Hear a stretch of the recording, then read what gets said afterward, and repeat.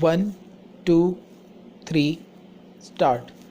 It is argued on behalf of respondent number 2 that in fact the appellant and his family are encroachers on the informant's land. Therefore, the appellant was rightly not granted any indulgence by the High Court.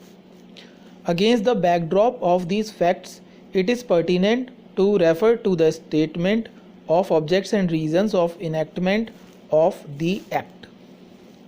It is provided as under.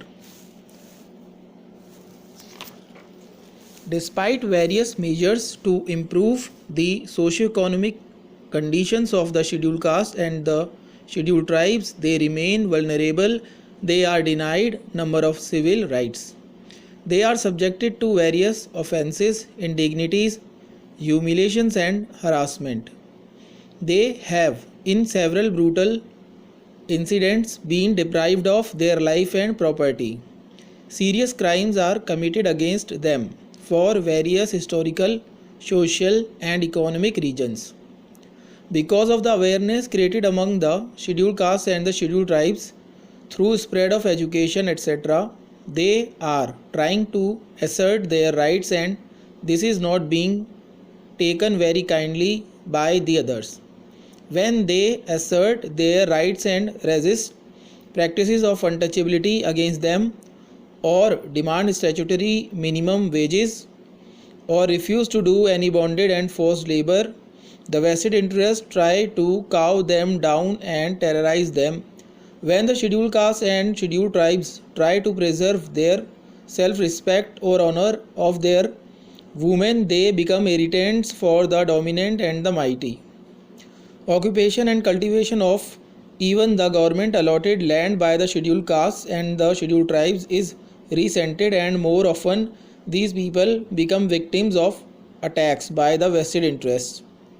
Of late, there has been an increase in the disturbing trend of commission of certain atrocities, like making the scheduled caste persons eat inedible substances like human excreta, and attacks on the mass killings of helpless scheduled castes and the scheduled tribes, and rape of women belonging to the scheduled castes and scheduled tribes. Under the circumstances, the existing laws like the Protection of Civil Rights Act 1955 and the normal provisions of Indian Penal Code have been found to be inadequate to check these crimes. A special legislation to check and deter crimes against them committed by a non-scheduled caste and non-scheduled tribes has therefore become necessary. The long title of the Act is to prevent the commission of offences of atrocities against the members of the scheduled castes and scheduled tribes, to provide for special courts and exclusive special courts for the trial of such offences, and for the relief and rehabilitation of the victims of such offences, and for matters connected therewith or incidental thereto. The Act was enacted to improve the social economic conditions of the vulnerable sections of the society, as they have been subjected to various offences such as indignities, humiliations and harassment. They have been deprived of life and prosperity as well.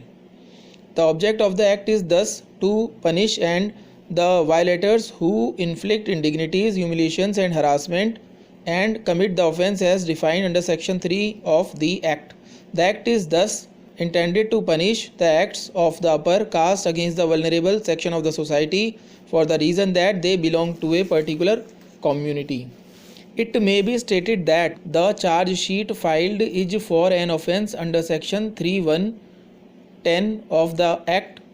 The said section stands substituted by Act number 1 of 2016 with effect from 26 January 2016. The substituted corresponding provision is section 3.1r, which reads as under.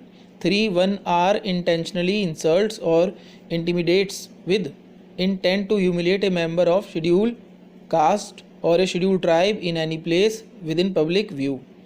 The basic ingredients of the offence under section 31R of the Act can be classified as intentionally insults or intimidates with intent to humiliate a member of a scheduled caste or a scheduled tribe and in any place within public view.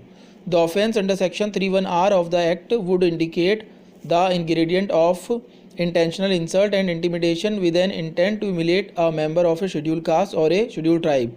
All insult or intimidations to a person will not be an offence under the Act unless such insult or intimidation is on account of victim belonging to scheduled caste or scheduled tribe. The object of the Act is to improve the socio-economic conditions of the scheduled caste and scheduled tribes, as they are denied number of civil rights. Thus, an offence under the Act would be made out when a member of the vulnerable section of the society is subjected to indignities, humiliations, and harassment. The assertion of title over the land by either of the parties is not due to either the indignities, humiliations, or harassment. Every citizen has a right to avail their remedies in accordance with the law. Therefore, if the appellant or his family members have invoked jurisdiction of the civil court or that respondent number 2 has invoked the jurisdiction of the civil court, then the parties are availing their remedies in accordance with the procedure established by law. Such action is not for the reason that respondent number 2 is member of scheduled caste. Another key ingredient of the provision is insult or intimidation in any place within public view. What is to be regarded as place in public view had come up for consideration before this court in the judgment reported as Savarn Singh and others versus State through Standing Council and others 2008 8 SSC 435. The court had drawn distinction between the expression public place and in any place within public view. It was held that if an offence is committed outside the building, for example in a lawn outside a house, and the lawn can be seen by someone from the road or lane outside the boundary wall, then the lawn would certainly be a place within the public view. Stop.